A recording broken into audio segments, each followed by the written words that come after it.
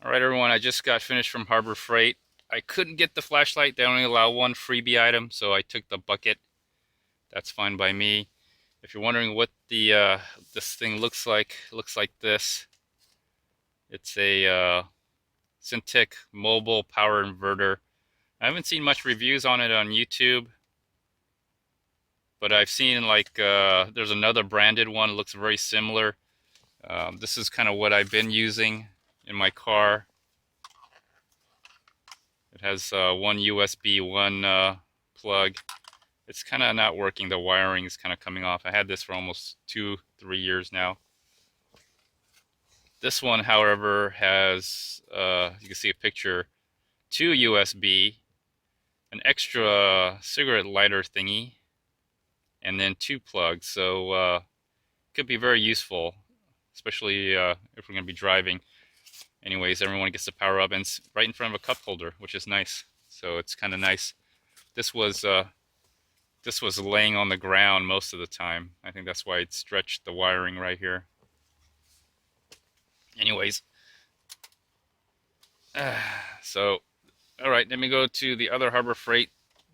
They literally are only allowing one freebie per customer per day. So I might have to come back tomorrow, pick up another bucket. That's fine by me. I'll pick up a bucket, get a free bucket. Let me see, I'm going to the second location. I did, however, look for the N95 mask. There wasn't any. There was the regular ones. That's just a dust cover mask, but no N95 mask. They have the full face one, which I already have. I have 2 of them at the house. But the white ones that just go over your face, I think they're $2, gone.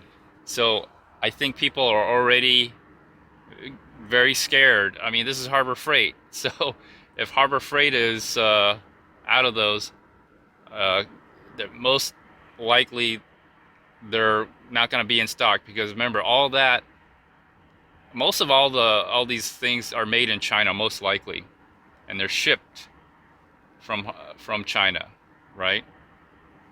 So that tells me right off the bat that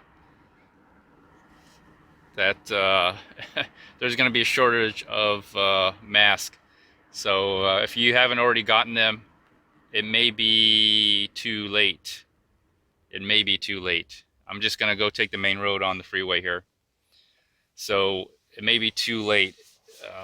I've heard of shortages on on mask, especially the N95 filtered mask. The cheap ones anyway, the disposable ones. And at least I can say for this Harbor Freight that I just went to, they're gone. All right.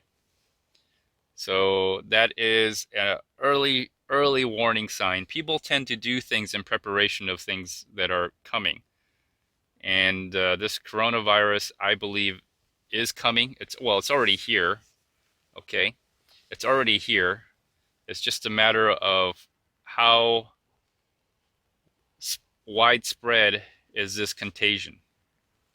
And it's going to be most likely, like, think about the flu, the common flu, and how that spreads and how many people die from that. And we already have some immunity, although the virus changes every year. We have some immunity to it, right? And people die from it. Jeez.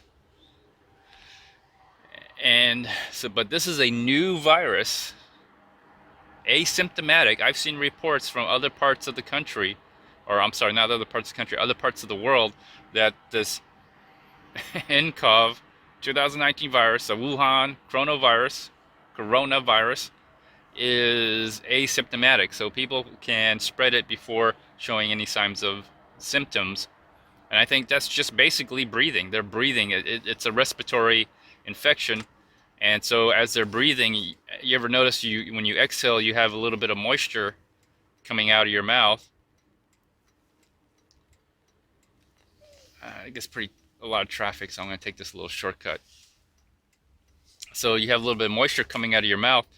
Well, there could be little tiny droplets carrying the virus, and the virus itself is like, just to give you an idea of how small a virus can be, um, from what I understand, if you took a virus, right, a virus, an nCoV virus, or maybe just a regular common virus, cold virus, if you drop it into a cup, a coffee mug, it would literally go, it's so small it would go through the coffee cup. That's what I've heard. I haven't done any tests to confirm that, but that's how small the virus is. Matter of fact, the virus is so small it attacks your cells. It goes into your cells, and then it tricks your cells to replicate more of the virus. So imagine how small that virus has to be. I mean, it's not even a full like cell. It just carries an RNA strand, so it can trick the cells to duplicate more of the virus. So it's very small, very small. So you're breathing, as you're breathing in and out, I think that's how it's being transmitted. All right, breathing. Now people say close contact, 2 meters. You know how many? 2 meters is like 6 feet. All right, 2 meters is 6 feet. And I'm assuming that's just in, you know, an area where there's no air circulation. You know, 2 meters. Could you imagine if there was a gust of wind and you're coughing and sneezing, and if you're coughing and sneezing, if you're just breathing, wow. And being on a plane, all right. I know they have airflow in there and everything, but man, could you imagine being on a plane with one person who's infected, and then you show no signs for 14 days, and you're going home and you're driving around and meeting people, going out and doing things. And supposedly the R naught of this virus may not be high as maybe the measles, which is 13, right? The R naught of this one is maybe 2 to 3. But think about, it's a virus. Think of viral marketing. I get infected. I infect 2 people. Okay, let's just say 2 people. They infect 2 people, and those 2 people infect 2 people. I mean, you can see where this is going. This is gonna be a lot. So it's almost exponential on the R naught value of this, how contagious this thing is. And is it deadly? Is it more infectious? You know, I don't know. But the fact that it's a new virus is what's, I think, makes it dangerous. And so is it more deadly? Maybe, probably not. Maybe no more than the flu, but the potential to become deadly. This is the potential of why people, if you see the health officials talk, they say the potential is massive, the potential. And the reason they're using that word potential is because there is a potential. And this is just the first strand, or the first iteration of this virus.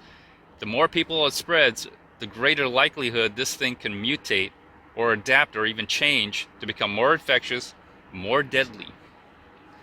So just like the influenza virus, the certain strains are more deadlier than others.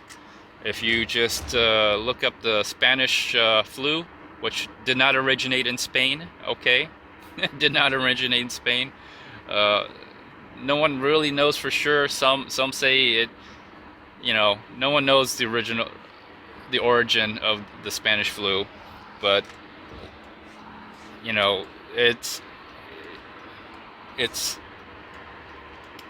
reported, or it's speculated that it came from America, Middle America, all right, Kansas or somewhere like that, from a farmer. And again, when you interact with animals, and this is very common all throughout history, since humankind have domesticated animals for livestock, for food, you're getting a spread of new diseases to humans. So this is very natural, very natural. Nothing new or unique about this. All right, so anyways, I'm headed to the second Harbor Freight, and oh yeah, I watched some Star Trek Jean-Luc Picard. I was watching YouTube and they have it kind of like as advertisement, but I watched it because I wanted to watch it. I thought it was interesting. So I think that's one of the first episodes. So apparently Data, the android, the synthetic, he's dead. But apparently he has a daughter, supposedly. Supposedly there's a trace amount of him left. And so that's the whole thing about the Star Trek Picard. And it looks like he's gonna form a renegade team to go look for the synthetic and Data's daughter, quote unquote, Data's daughter. So anyways, let's do the Star Trek thing, people. Engage.